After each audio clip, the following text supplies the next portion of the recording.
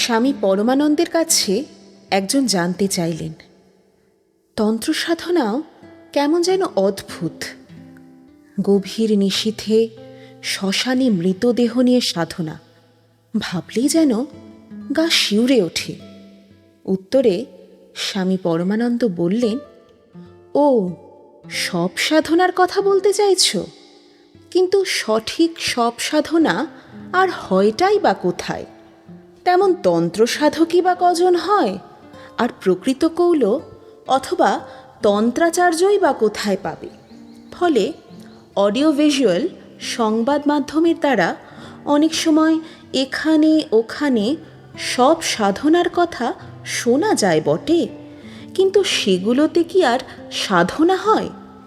বেশিরভাগ ক্ষেত্রে ওই ধরনের আচারটাই হয়, কাজের কাজ প্রায় কিছুই হয় না।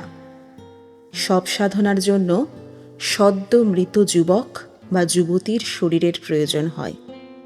ওই মৃতদেহটি চণ্ডালের হওয়াটাই শাস্ত্রসম্মত।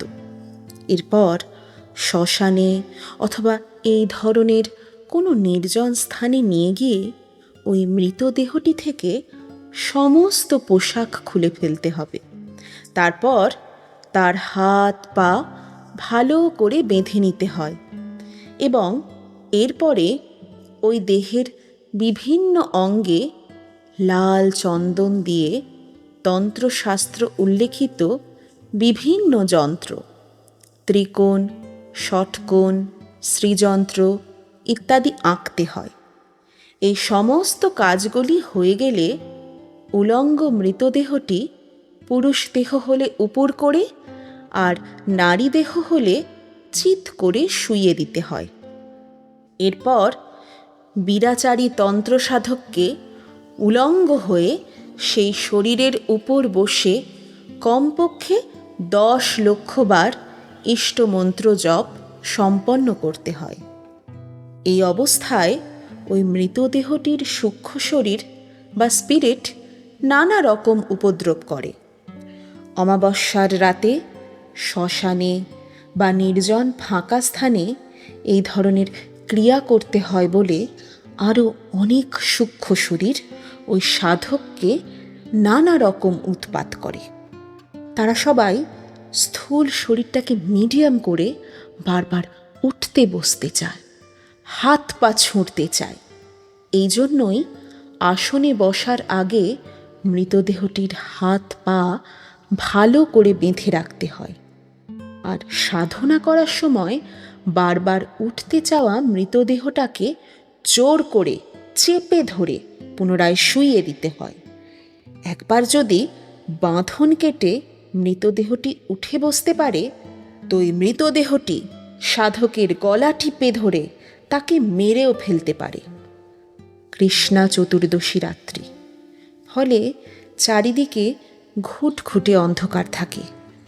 তাছাড়া নির্জন স্থানে একাকী এই ক্রিয়া করতে হয়। সঙ্গে গুরুদেব থাকলে তাঁকেও সাধন সময় দূরে চলে যেতে হয়। তাই ভয় পেয়ে যদি সাধক জ্ঞান হারিয়ে পড়ে যায়, তাহলে তার বোবা, কালা বা পাগল হয়ে যাবার সম্ভাবনা হয়ে থাকে। আবার সাধক মারা পড়তেও পারে। তোমাদের মনে একটা জিজ্ঞাসা আছে তো, ওই স্পিরিটরা সাধকদেরকে এমনভাবে ডিস্টার্ব করেই বা কেন? তার কারণ হলো, সব সাধনায় সিদ্ধি হলে ওই স্পিরিটটাকেই তার দাস হয়ে থাকতে হয়।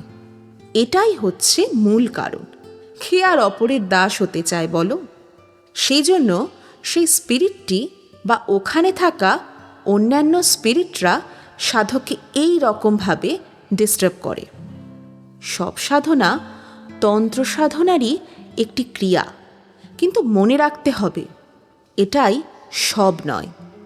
যে কোনো বীরাচার সিদ্ধ তন্ত্র সাধককে এই ক্রিয়াটাও করতে হয়, তবে তাদের কথা স্বতন্ত্র, কারণ তারা শুধুমাত্র শক্তি লাভের জন্য এই ধরনের ক্রিয়া করেন না। তাদের উদ্দেশ্য অনেক মহৎ। তারা চান ইষ্ট সাক্ষাৎকার, যা মানব জীবনের অন্তিম লক্ষ্য বা উদ্দেশ্য। তবে অনেক কথা প্রচলিত রয়েছে যে যারা শুধুমাত্র ভূত প্রেত সিদ্ধির জন্য এই ধরনের ক্রিয়া করে থাকে, তারা এই ক্রিয়ায় সিদ্ধ হতে পারলে ওই স্পিরিটটির শক্তিকে কাজে লাগিয়ে অনেক অসাধ্য সাধন করতে পারে। যেমন ধরো, রাজনৈতিক ব্যক্তিত্বরা শক্তি লাভ করতে চায়। তাদের জনবল ধনবল যত হবে ততই তাদের পক্ষে মঙ্গল। ধনবান শক্তিমান লোকেরাও ওইসব চায়। আবার যার কিছু নেই সে অনেক কিছু পেতে চায়। বেশিরভাগ মানুষই চায় প্রচণ্ড রাজনৈতিক গুণসম্পন্ন হয়ে উঠতে, তাই তারা অনেক কিছু পেতে চায়। তাদের শারীরিক গ্ল্যামার দরকার, যৌবন শক্তি অক্ষুণ্ণ থাকা দরকার, লোকবল ধনবলের কথা তো বলাই হলো। আর এইগুলির সাথে তাদের আরও অন্যান্য অনেক কিছু দরকার হয়। একসাথে এসব লাভ করার জন্যই এই ধরনের মানুষেরা তান্ত্রিকদের শরণাপন্ন হয়। এই জন্যই অধিকাংশ রাজনৈতিক নেতাদের বড় বড় জ্যোতিষী তান্ত্রিকদের কাছে ছুটতে দেখা যায়। কিন্তু এইসব ক্রিয়া করতে গিয়ে এবং লোভী স্বার্থপর মানুষদের প্রয়োজন মেটাতে বিভিন্ন ধরনের অভিচার ক্রিয়া করতে গিয়ে শেষের দিকে ওই সমস্ত জ্যোতিষী বা তান্ত্রিকেরা তাদের সাধন শক্তি হারিয়ে ফেলে এবং শেষ জীবনে অশেষ ক্লেশ ভোগ করে। মধ্যযুগের গুপ্ত সাম্রাজ্যের সময় যে বারবারন্ত দেখা গিয়েছিল, বিশেষত চন্দ্রগুপ্ত বিক্রমাদিত্যের সময়, তার পিছনে ওদের পারিবারিক তন্ত্র সাধনার প্রভাব ছিল। গুপ্ত বংশের অন্যতম শ্রেষ্ঠ রাজা সমুদ্রগুপ্ত এই ধরনের সাধনায় সিদ্ধি লাভ করে শক্তি সঞ্চয় করেছিলেন এবং গুপ্ত বংশের অন্য এক প্রসিদ্ধ রাজা দ্বিতীয় চন্দ্রগুপ্ত, যিনি বিক্রমাদিত্য উপাধি গ্রহণ করেছিলেন, তন্ত্র সাধনা করে তাল বেতাল সিদ্ধ হয়েছিলেন। ফলে এই উন্নত সিদ্ধি ওনাকে তৎকালীন অন্যান্য রাজা মহারাজাদের থেকে আরও শক্তিশালী করে তুলেছিল। চন্দ্রগুপ্ত যে তাল বেতাল সিদ্ধি অর্জন করেছিল তা ছিল সাধারণ স্পিরিট অপেক্ষা অনেক শক্তিশালী। এই শক্তিকে কাজে লাগিয়ে সেই সময় চন্দ্রগুপ্ত বাকি রাজাদেরকে অনায়াসে পরাজিত করে প্রায় সমগ্র ভারতবর্ষব্যাপী তার সাম্রাজ্যের বিস্তার ঘটাতে পেরেছিল এবং অর্থনৈতিক ও রাজনৈতিকভাবে তার রাজ্যকে সমৃদ্ধ করতে সক্ষম হয়েছিল।